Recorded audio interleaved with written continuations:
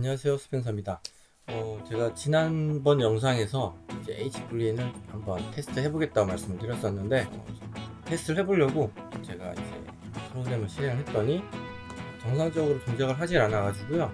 좀 살펴봤습니다. 지난번에 설명드렸던 것처럼 라이센스 어드민스트레이터 프로그램을 실행을 하니까 이렇게 창이 하나 뜨고, 지금은 정상적으로 실행이 되고 있는 창이에요. 라이센스 서버가 이미 설정이 되어 있다고 뜨고 있는데, 여기에 No server found at localhost 1714라는 오류 메시지가 발생을 하고, 이 라이센스 어드미니스트레이터는 정상적으로 동작을 했습니다. 여기에서 후디니 엔진으로 SS를 불러왔을 때 제대로 동작을 하질 않았어요. 지난번 영상에서 말씀드린 것처럼 여기 서비스에 보니까 후디니 라이센스 서버는 제대로 실행이 되어 있었는데 후디니 서버가 실행이 되어 있지 않았습니다. 그래서 얘를 선택하고 서비스 실행을 하고 컴퓨터를 재부팅을 하니까 제대로 동작을 했어요. 제가 왜 이렇게 됐냐면, 제가 지금 이 영상을 찍고 있는 컴퓨터가 노트북이에요. 그래서 용량이 그렇게 크지가 않습니다. C가 80기가, D가 1테라, 뭐 여러가지 부분들을 깔고 파일들이 있기 때문에 용량이 2기가, 3기가 정도밖에 남지 않아가지고 와이프가 영상을 좀 부탁한 게 있어서 그것 때문에 후디니 파일을 삭제를 하고 이제 영상 작업을 끝내고 다시 후디니를 설치를 했는데, 지난번에 제가 정상적으로 동작할 때는 후디니가 C에 설치가 됐었는데 제가 D에다 깔았더니 동작을 안 하다 싶어서 D에 있는 걸 삭제를 하고 C에 깔았는데도 아까처럼 오류 메시지가 떠서 제가 서비스에서 다시 이걸 잡아주고 제대로 동작하는 걸 확인을 했습니다. 여러분들도 저와 마찬가지로 오류가 발생하신다면 서비스에서 제대로 동작하는지 꼭 확인을 하실 필요가 있을 것 같아요. 자, 후디니에서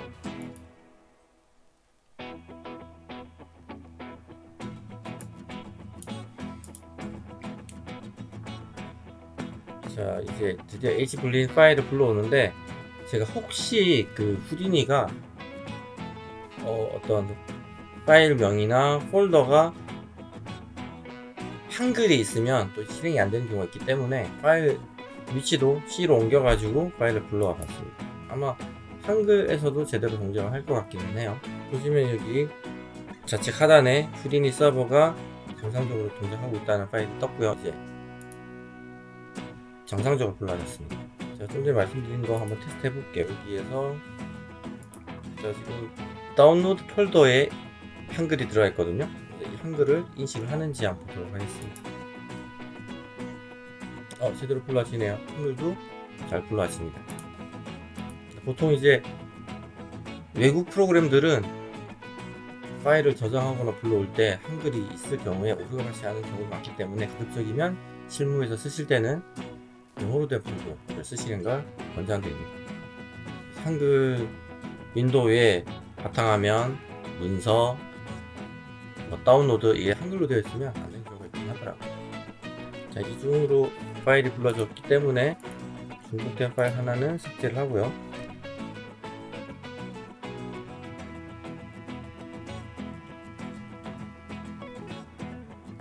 그 당근준수님께서 올려주셨던 영상 같은 그냥 비슷하게 한번 흉내를 내보도록 할게요.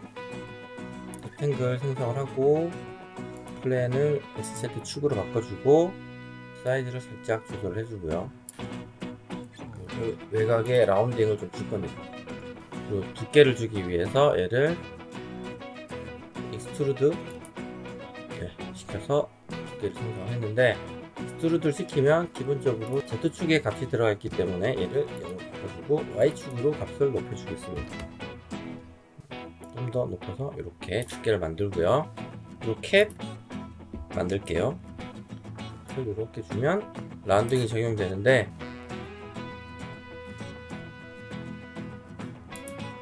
자, 라운드의 세그먼트 값을 1로 낮춰서 이렇게 각진 형태로 만들어 봤습니다. 당근주스님 그 튜토리얼 영상과 비슷하게 한번 작업을 해보도록 할게요. 큐브 꺼내가지고 큐브를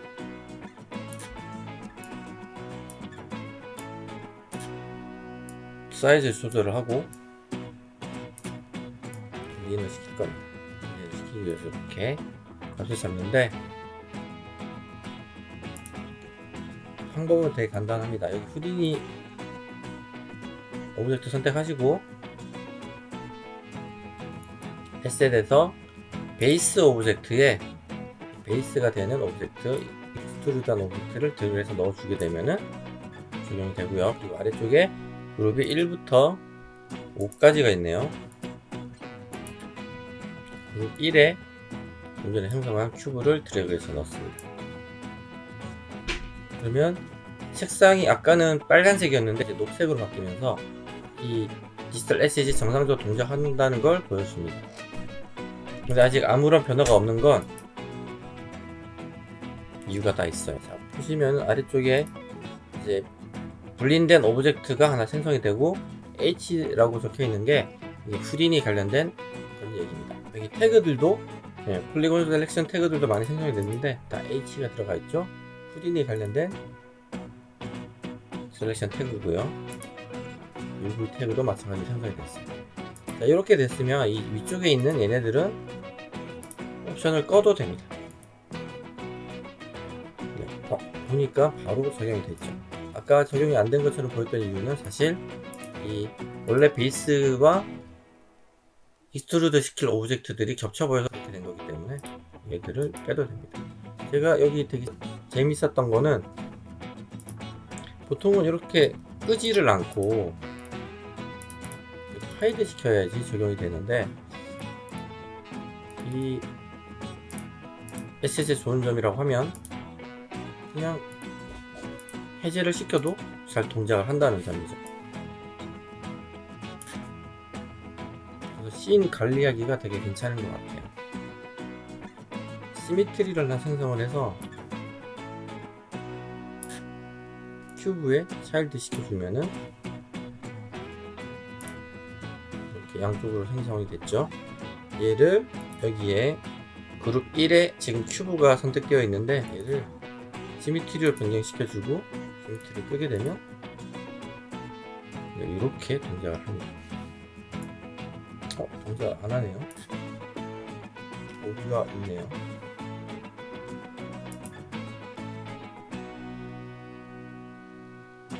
한번 껐다가 켜볼게요.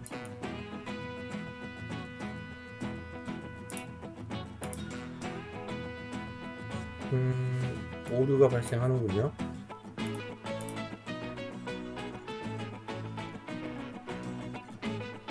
그래서 제대로 동작을 합니다. 아마 얘네들을 꺼서 동작을 안 하는 걸 수도 있겠어요. 지금은 또 끄니까 동작을 하네요. 변경을 할 때 뭔가 오류가 발생한 것 같아요. 다시 한번 적용을 해보도록 하겠습니다. 얘를 큐브 선택해주면 녹색이 빨간색으로 변경되면서 이렇게 되면 제대로 동작하지 않는다는 뜻이거든요. 뭔가 문제가 생겼다는 뜻입니다. 그래서 얘를 껐다가 켜도 제대로 동작하지 않죠. 그래서 제가 좀 전에 아주 좋은 기능이다 말씀드렸던 이 부분은 안 끄는 게 좋을 것 같아요. 그래서 널 하나 생성을 해가지고 이 베이스 되는 익스트루드된 녀석들은 여기에 넣어서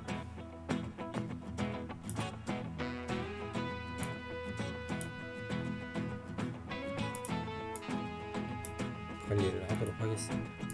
널을 안 보이도록 숨기면 동작을 하겠죠. 다시 이 상태에서 한번 시미트리로 변경을 하면 동작을 하네요. 제가 좋은 점이다 생각했던 게 버그일 수도 있겠다는 생각이 살짝 듭니다. 자, 이렇게 관리를 하시면 되고요. 추가적으로 또 영상에서 봤던 게 클로너 오브젝트를 이용해서 이제 하는 거 내용 나왔었는데 그걸 한번 해보도록 하겠습니다. 자, 모그라프 클로너 오브젝트를 생성하고요. 디폴트 값이 y축으로 값이 적용되어 있기 때문에 이 값도 변경을 할게요. 저는 z축 방향으로 값을 늘려주고 숫자 카운트를 5개로 늘려주고 이렇게 올려가지고 이번에는 그룹 2에 한번 넣어보도록 하겠습니다. 이렇게 놓으면 되겠죠. 얘도 널에다가 넣어주고요. 네, 이렇게 구성이 됩니다. 만약에 얘를 시미트리에 넣으면 어떻게 될지, 시미트리에 널을 하나 생성해서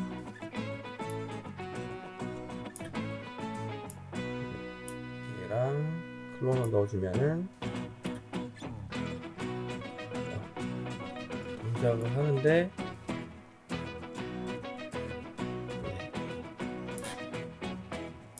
지금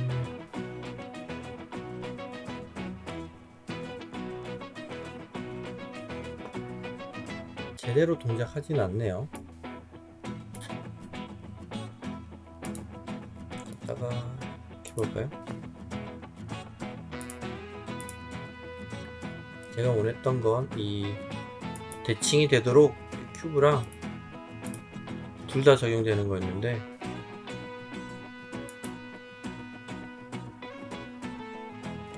여기다가 안 넣었군요. 네, 이제 정상적으로 동작합니다. 제가 실수로 클로너를 넣을 오브젝트는 안 넣고 바깥쪽에 빼놔서 동작을 안 했던 겁니다. 이런 식으로 작업을 하실 수가 있고요. 기본적으로는 그룹이 5개여서 5개까지만 가능할까 생각을 했지만 이 널 오브젝트 안에 차일드 시킨 오브젝트들도 적용이 가능하기 때문에 좀 더 많은 개수를 이용하실 수가 있을 것 같고요. 각각의 여기 보시면은 또 아래쪽 파라미터에 베이스 오브젝트 항목에는 쉘 두께 적용할 수 있도록 값이 있고요. 그리고 그룹 1에는 연산자가 빼는 걸로 되어 있고 지금 플랫 쉐입이 라운드 옵셋 값을 한번 올려주게 되면 이 간격이 조절이 되고요. 세분화 할 수도 있습니다. 그리고 쉐일의 두께도 적용할 수가 있어요. 두께는 값이 오버되면 이렇게 오류가 나는 것처럼 보이니까 오류는 아니고 이게 연산 값에 따라서 마이너스라서 이렇게 적용되는 것 같습니다. 플러스로 적용을 하고 작업을 하시면 될 것 같아요. 그래서 각각의 그룹마다 이 두께를 다르게 줄 수 있어서 블린 작업이 상당히 용이하게 하실 수가 있고 이렇게 이 연산 자체를 시나리오 4D에서 하는 게 아니라 후디니 엔진에서 하기 때문에 가볍게 뷰포트에서도 동작을 하는 걸 확인하실 수가 있습니다. 그래서 HBLIN에 대해서 간단하게 알아봤고요. 그리고 여기 보시면은 추가적으로 디지털 에셋들이 몇 가지 더 만드셨더라고요. 이렇게 예전에 HBLIN만 있었는데 플렉서스 제너레이터도 하나 만드셨고 오브젝트 패커라고 해서 2가지가 더 추가가 됐습니다. 지금은 HBLIN 같은 경우는 유료화가 된 것 같아서 $5로 가격이 책정이 됐고 저는 구매를 했기 때문에 다운로드가 뜨는데 아마 $5로 잡힌 것 같고요. 로그아웃 한번 해볼게요. 어떻게 보일지. 네, 이제는 구매를 하시도록 변경이 됐고 오브젝트 패커는 아직 무료니까 무료로 이용이 가능하십니다. 언제 얘가 또 유료화될지 모르니 다운을 받으시면 좋을 것 같고요. 그리고 이렇게 열심히 만들어 주시는 의미에서 커피 한 잔 대접한다고 생각을 하고 구매하시는 것도 나쁘진 않을 것 같아요. 그래서 저도 플렉서스 제너레이터는 구매를 했습니다. 이렇게 계속 저희가 다운도 받고 구매도 하고 하면은 좀 더 당근 주스님께서 열심히 제작을 해주시지 않을까 생각돼요. 간단하게 오늘은 HBLIN에 대해서 알아봤고요. 또 다음 영상에서는 시네마포드에 대한 또 재미난 소식으로 찾아뵙도록 하겠습니다. 감사합니다.